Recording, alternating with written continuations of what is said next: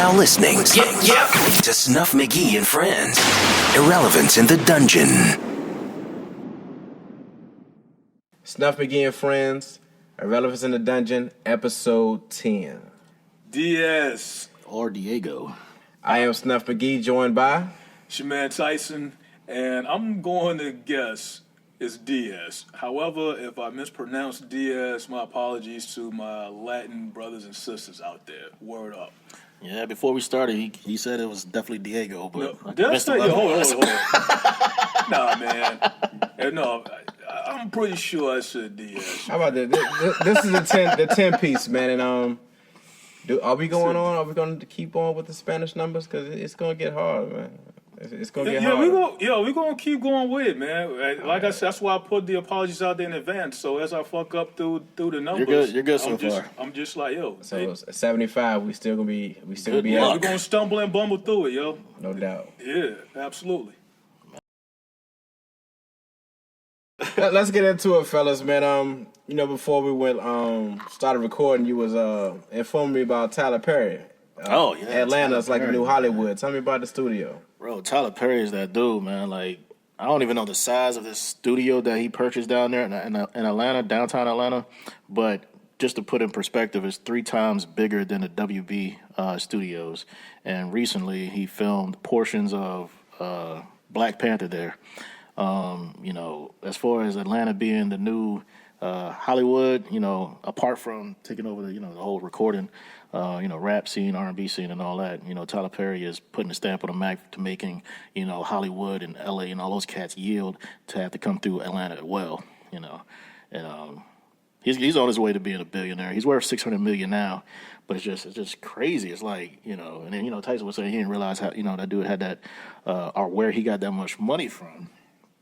It's like, Tyler Perry, I mean, he's got his actual start. Well, he broke through in, year 2000, 2001, and it was basically, he started off doing those shows. You heard the stories of him being poor and living out of his car. He had a life savings of like $10,000 to $12,000 that he put in for this one show. It's an annual show when he first started, and it didn't, quite, get the seating that he needed. I think he only had like 30 or 40 people that showed up. Mm-hmm. So it caused him to be, very poor and then save up his money again, for this annual thing. And then I think the show was in Detroit, I want to say. Mm-hmm. And then once he had this one show in Detroit, the lines were just lined up around the corner. And then, from there on out, he was doing shows like 30,000 seats of 300 nights a week, 300 nights a year at 30,000 apiece. So, he, known as like the Chitlin circuit or whatever. So he got a lot of his acclaim from there. And I know my mom especially, she was, one of those fans, so they get like the, what do you call it? Like, the emails or whatever's happened with Tyler Perry, they get that. And then they get to see the events, especially when it's coming to town. And, she's been to, quite a few shows. But yeah, that's how he got his start. And then he started doing the movies. And, those movies was, averaging like 30 million, box office weekend, and then jump up to like 50, 60, so total gross, he's done like $2 billion in movies, as far as sales and all that. So, I may not be a fan too much of, the product that he's been producing as far as, black man in a dress got to make it. But, he's making it. He's a black man. He's on his way to $1 billion. So I applaud that. He's been doing it for a while. I remember, like you said, when he had the plays and they was going around the country. Mm-hmm. And then, with the first feature movie, I believe, was Mad Black Diary or Mad Black. I believe that's the first one, yeah. And that really took off, to be his first film. Mm-hmm. And it seems like, with that, the films, the whole Medea thing, the TV shows, and, the more movies I look at, I ain't gonna lie, I look at the credits too. At the end of the movie, I watch the credits, and you'll see the Made in Georgia logo on a lot of films. I'm talking about Marvel. A lot of films are filming in Georgia now. Now, I don't know if it's like location or if it's cheaper or what, but I know that Georgia is really on the map now. Oh, yeah. And Tyler's getting that bread. Get you some real estate down there while you can. The crazy thing is real estate is actually cheaper than up here. Yeah, that's what I said. Get it while you can, because all that stuff that they're putting down there, it's only a matter of time that the price is going to go up. Mm-hmm. Yeah. Are you a Tyler fan, Tice? Nah, not really. I mean, I definitely, I had no idea what all the background stuff. So yeah, Mr. Saturday just like, really gave a great breakdown of all that shit. But I mean, I definitely, I'm happy for him. You know what I mean? Yeah. That's dope. With that example of the American dream and all that, you know what I mean? And just, just piggybacking off the story with just accomplishing what you put your mind to, and just that success story, that's fucking amazing. That's dope. Yeah, you know what I mean? Yep. He's definitely getting it, man. He's definitely. So salute to that all day. Yeah, and the fact that he gives back. Yeah, because he gives plenty of people opportunity that, otherwise would not have a shot in Hollywood at all. And he gives them a platform, and he makes them, marketable to other movies in the industry. That's like, I was reading a few months ago, a man from The Cosby Show. Remember they was making fun of him because he was working at a Trader Joe's. Mm-hmm. And I believe... It's about, who, Elvin? Yeah, his name was, I forget his real name. I think his real name was like Jeffrey. Yeah. Jeffrey something. That sounds Jeffrey Owens, I believe, if I'm not mistaken. But anyway, he was working at a Trader Joe's, and he's a character actor, so his roles, he wasn't making a lot of money for what he was doing or whatever. So he was making a living. But anyway, they tried to shame him because he was working at Trader Joe's, and I believe not long after that, I think Tyler had offered him a role or whatnot. Yep. So he put him on the haves and have-nots. Yeah. That's dope. Mm-hmm. See, that's another example. I had no idea. That's dope. Yeah. So like shit like that, it's like no choice but to give props. You know what I mean? From just the A to Z of that brother's experience. You know what I mean? Yeah, we had a crazy week, man. Another issue we talked about earlier was the drone in Iran. I'll let Arch got the floor on this one. Yeah, so it's crazy with this drone in Iran. So basically with drones, they just search around and do reconnaissance missions for any quote unquote active enemy. And this drone was no different in Iran.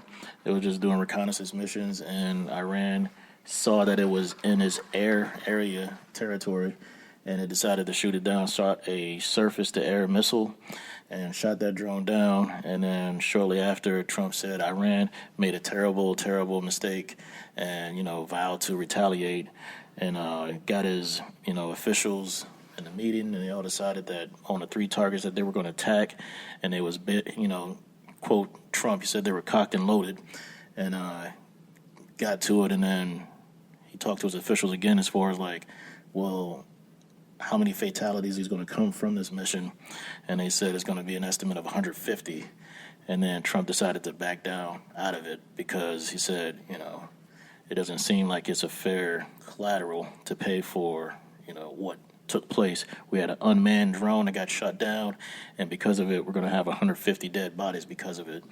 So I mean, it could be looked at in both ways or 2 ways. Say, oh, Trump, it's a biatch, America first. Somebody smack us in the face, we sit down and not do nothing about it. Or you could say that he's actually thinking about the military and collateral damage. And that's probably a more presidential side that we haven't seen of him. But what's going to come of that? What's the message that's being sent? Because, Iran is really testing the patience of America, and not really the patience of America, but the patience of, or the temperament of the president. Is he really just a huff and puff guy, but when it comes down to it, he's not going to do anything and he can get pushed around? Or is he the person that's applying the pressure like he says? And we don't know.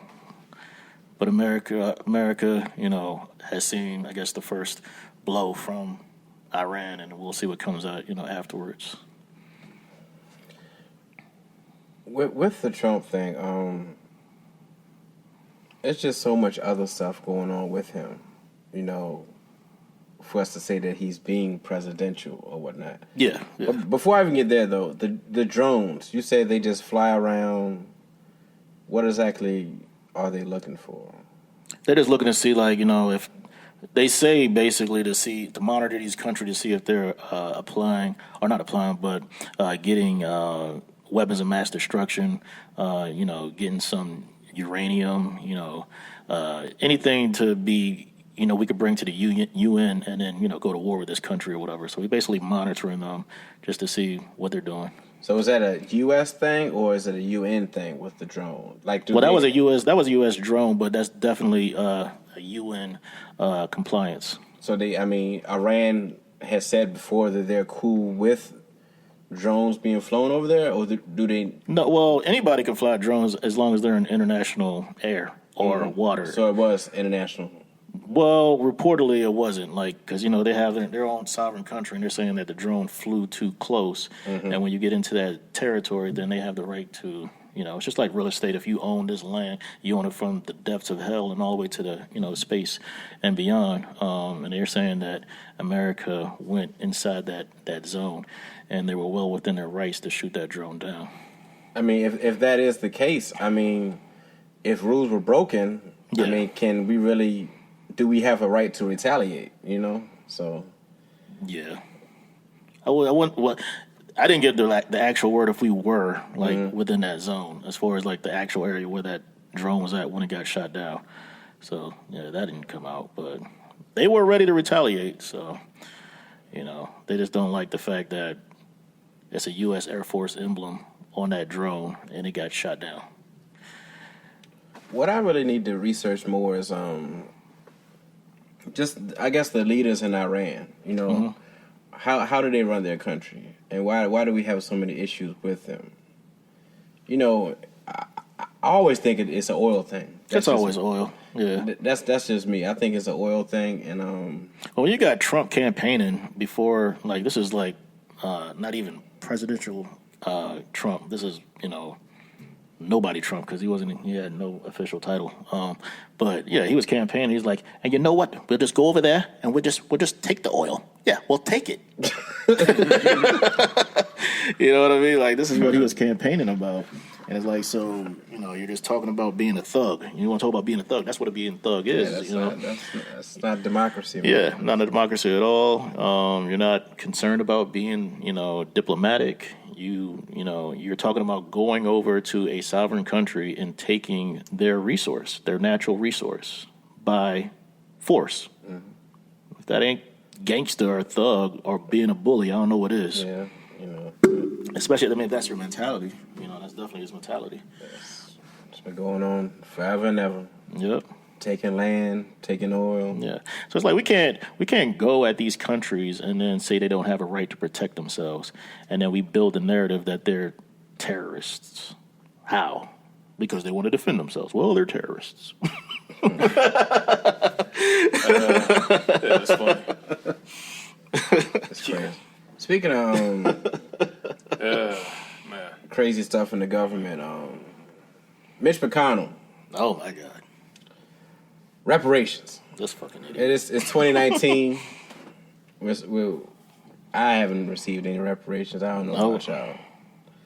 But fill us in on Mitch Archie. Yeah, so Mitch McConnell. Is it Mitch McConnell or Oak? I think it's Mitch McConnell. But yeah, anyway, don't matter. Cory Booker. Yeah. Oh, Mitchie. Oh, Mitch ass. Mitch ass. Nice. But yeah, Cory Booker and Danny Glover were in Capitol Hill last week. Pause. That's it, Danny or Donnie? Nah, I need Tyson to give us a Danny Glover impression. Oh, Danny, okay. Give us Danny Glover, please. Go spit. All right, back to Arch. Yeah, Cory Booker and Danny Glover. He son of a bitch. I was like, go ahead. They were at Capitol Hill, pleading, for the reparations bill to get passed. And, basically, a real snippet on the reparations bill is basically saying that, for 460 years, slaves and children of slaves and the lineage that we are currently are, we haven't received anything. We're the ones that built America. America is rich and great of a country because of the backs of our ancestors, and we have not been left with an inheritance from them because they weren't given anything, first and foremost, and then we weren't given a reparation from America, for that sin that they profited and benefit off of so well. Mm-hmm. And Mitch McConnell comes, after that into a press conference, and he basically states that, well, nobody alive or nobody living was alive then, so therefore nobody is liable for reparations. And, it's like, wow, that's your argument? Nobody is alive that should be liable for that now. Cop killers. Yeah. I mean, it's like we're talking about inheritance and benefits and generational wealth, and so if that's your logic, then all these people, and I'm talking about white people that have lineage of slave owners and plantation and all that type of stuff, then that should be taken away. They shouldn't have it. A lot of them are still thriving. Yeah. Because of that. Yeah. And a lot of our people mentality is still fucked up. Absolutely. Because of that. Because of that oppression. Yeah. And then, that trickles down to the curriculum that they teach to our kids, and you just recently talked about those kids that, I forget exactly what it was, but it was a school where they did some play, and it was black kids and they had white kids, and then the white kids were auctioning off the black kids as slaves in a play. Like, why do children have to be subjected to that if you're white or black? Yeah, you're not born a racist, man. You know what I'm saying? It's something that you're taught or something that you see. And I really can't say I'm not surprised by none of this, man. I'm really not. Just like we were talking earlier, Juneteenth. Oh man, yeah. By the way, happy Juneteenth, fellas. Yeah, same to you, bro. Yeah. We were talking earlier that Pennsylvania is talking about making Juneteenth a state holiday. That's a start. And I had made a little stab at Google earlier this week because every minor holiday there is that Google will have a little icon when you go to Google.com or whatever. But with Juneteenth, nothing. And this is not a stab at gay pride or anything like that, but they get their respects. Oh yeah. But Juneteenth didn't get anything. So I do applaud the the governor of Pennsylvania for putting that into action. But I think it's 49 other states that need to step it up as well. And the crazy thing is, a lot of people don't even know about Juneteenth. And y'all feel the people in on what Juneteenth really is. Well, it's basically celebrating the day of our actual freedom from being slaves. So instead of July 4th, Independence Day, it's like if you look up as a black man and a black woman and you want to celebrate July 4th, Independence Day, it's like, what are you truly celebrating? Yeah. Independence from what? You were still a slave. We realized the Emancipation Proclamation was in, 1863. And Juneteenth wasn't until, June 19th, 1865. That's right. So, all your resources are available. Any questions you need answered, check out the internet, man. It's got it's free. You can't believe everything you see, but a lot of stuff is on there. Cite your sources. Yeah, Wikipedia is not relevant. Neither is a lot of your news media. So. Yeah, if it's cable news, it's typically trash. Speaking of cable news, LeVar Ball was on ESPN First Take a few days ago. And, he's an animated guy. Yeah. But that's the reason why ESPN and Fox want him on the show. Yep. They don't want him because he's Lonzo's dad. They want him because he's known to be outlandish, say whatever. So he was on First Take, and he was getting into it, I guess, with Max and Stephen A. or whoever. And the moderator, I guess the name is Molly. Yeah, Molly Q. Yeah, Molly. Yeah. Jalen Shorty, lucky bastard. Yeah. Jalen Rose, old lady. And Yeah. That's Jalen Rose? Yeah. Wow. Wow. Yeah, lucky bastard. so she said, LeVar, can we switch gears?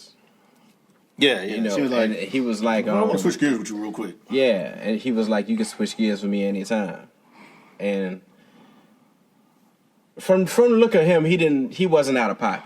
No, not at all. You know, he was pretty much saying, hey, you know, Yeah, we can go to something else. yeah. Whatever the Yeah. topic is. So I mean, Yeah. But the look on her face was like she took it like, you know, sexual. She took a left field quick. Yeah. But I'm like, if you're going to shoot that out there, then that should have been what it was. It shouldn't be like, you know, like if you say, let me shift gears with you, and then a man responds, you can shift gears in there, let's go. Like, I'm good, I got that, you know? Yeah. Then you tell me, like, whoa, let's stay focused. I'm like, well, it seemed like he is focused. What energy was he putting out there? Where her mind at? I think she was too touchy. I don't remember hearing Jalen say anything about it. You know, if she felt like she was disrespected, I would assume that, you know, that is her. They are married. right? Yeah. No, that's official. Jalen Rose is not a quiet dude. I mean, I'm He would've sure spoke on it, yeah. he would have spoke on it. Yeah. But nothing was said. Anyway, long story You short, might ask him about it. they're saying LeVar Ball is banned on ESPN now. That's crazy. Yeah. I mean, it's not like I really enjoyed, you know. I mean, it don't listening to the really, man. fucking matter, but But it's at more, the same more time, principle. it's now it's like they trying to tarnish him, Yeah. you know? Yeah, it's a bit much, you know what I mean? Because it's like, yo, I mean, over that. And you sure, and that's, because, I mean, I was aware of it, but, so that was because of Shorty. Yeah, that's directly affected. Yeah. Because of those comments. Did that, Yep. I mean, was that like some shit on Bleacher Report or something? Or that's just like a guess it was because of Shorty? I want to say that was First Take. Yeah, it was First Take. That's No, what I'm saying is. the with reason her- why. Yeah, of course. Because, you know, this isn't the first time that he and the females got into it. You remember on Fox Sports? Yeah. I think it was Colin Coward or whatever. Coward, yeah. It was a show, and the lady on the show, she's like in the background. I forget her name. Yeah, I forgot her name too. Yeah. But do you remember that incident? Yeah, she's a blonde. he was having dialogue with Colin, and she was chiming in, Yeah. and he was telling her, you know, stay in your lane. Yeah. You know what I mean? But they was taking it like, you know, oh, she a woman, stay in your place or whatever. Yeah. But really, he was saying, you're not the you're not the host. Like Yeah. you the sidekick. Like chill. You know what I mean? Yeah. But yeah, so this wasn't the first time, man. And the thing with LeVar is, man, he's a loud black man. Yeah, you can't. Outspoken. You can't be loud, brother, in a public. You know, in the public. Yeah, the public eye. Yeah, because you know, any little thing that can be mistranslated will be, and you have your results like you got there. You know what I mean? So Why does he speak so passionate about his kids? Yeah. This dude really loves his sons. Can't be true. Yeah. What's going on here? he's so because like yo, that's just going to get misunderstood every time. It's like, I mean, I appreciate, you know, the love he's got for his kids. It's just, it is sometimes he's a little extra. Yeah, you know, of like course. Yeah. with the whole Lonzo, you know, it's like, yo, let your son play, man. Yeah. You know, you ain't got to keep chiming in on everything. Yeah, he went first round. Was he number one? Number two. Number two? Yeah, he went first round. Is good enough. And He's now, got a lot you of know, pressure as it is. They traded him to the Pelicans, and he's saying that the Lakers are never going to win again, and you know, That's a hell of a proclamation. yeah, he wants all three of his sons to play on the same team, and That's never going to happen. now. Just be glad they make it to the league, man. You know, you know, with him taking his sons overseas, I think that was you know, that was pretty groundbreaking because, you know, I see two players now that are, you know, going overseas instead of going to college, and like I was, talking to my man earlier, the whole thing with the kids not going to the NBA and having to go to college, it has nothing to do with education. The NCAA has seen so many players go to the NBA and they've lost so much money that they had to make a deal with the NBA saying, let us get them for a year. Like, if you're so big on education, why go for a year and then just make the jump? They want to make their money off of it. They seen how much money they lost on Kobe and what's my man? Minnesota. Kevin Garnett, McGrady and all those guys. Yeah. One and done? Come on, man. You don't think Zion could have went straight to the league? Yeah, I mean, it's definitely business. The thing is, they go to NCAAs, they can't get any money. They get 1 year of college. Then they bounce. But they can go overseas and make bread. And play with these international players who, fundamental-wise, really play the game better over there than they do over here. Yeah. Because they really don't rely on their athletic ability over there. Yeah, they rely on the fundamentals. Yeah. So don't you think that they would, be more fundamentally sound if they went overseas for a year? Yep. Compared to going to college for a year? Season up their skills a little bit. Yep. I mean, Play with some grown men and make some money. Oh, yeah. So LeVar was onto something. It's just the fact that he's loud. People, it's funny because he's loud, and people aren't hearing his message. Mm-hmm. You know what I mean? So it's like it's the substance gets lost with all the extra off the wall shit. Mm-hmm. You know what I mean? And that's the issue, because there's some gems within all the shenanigans that he comes with. You know what I mean? Yeah. Mm-hmm. Unfortunately, with that, you get banned from ESPN, and it sucks balls, definitely. Is Fox gonna bring him back? He's gonna be back on Shannon and Skip? I doubt it. We spoke on this time and time again, man. You cross a white woman wrong. I don't give a fuck what day and age it is. Nah, you out of here, man. What is Molly? Is she white? I don't know. No, I'm talking about with the Fox situation. Oh yeah, well, girl, but now he's been on Undisputed though. Nah. He was on there a few weeks ago. Okay, well, I was not aware of that. Now, I don't know if he's probably not on Colin's show. Okay. And I don't remember ever seeing him on. Well, they don't really have guests on Uncle Ruckus. I mean, Jason Whitlock. My bad. I get them confused. Yeah. It is what it is. Nah, okay, I wasn't aware of that. So, that's definitely a possibility. I know one thing: Fox is more suitable in general. Yeah. For having them on there, because ESPN is fucking Disney owned, and they got so much cuffs. Uptight anyway, especially with that example. So, you see, they shut Stephen A. up for a little while. Mm-hmm. You got that was because. Another example, little ticky tacky with precious white woman. You know what I mean? Neutered and trained. Yeah. You can't do that. He ain't been the same since. I've got bosses that's been really, really good to me. He ain't been the same since. I don't want to talk to you, brother. My brother, Bomani Jones. NBA draft, man. Zion with number 1. Not a big surprise. No. But I want to know what the Lakers gonna do this year. I mean, they gave away that number 4 pick and shit, Fort Knox just to get Anthony Davis. Mm-hmm. But now it seems like it's just him and Braun. They don't know if they got enough cap room to bring another big name. I like Kuzma. Yeah, they got Kuzma still, which is the best. Which to me is the best out that young core. Well, Kuzma ain't been. I mean, he hasn't really shown anything in the big games to me. They're not a playoff. Haven't been to the playoff. With me, it's like you got to show me what you do in the postseason. Yeah, but I mean, it's still a team, though, man. I mean, they would have been. They would have been there for if LeBron hadn't got hurt. Yeah, but at the same time, that's when they had Lonzo, Ingram. I think JaVale McGee's a free agent. Yeah, that's Lance a free agent. Rondo's a free agent. Only people on the team is like Bron, AD, and a couple no names.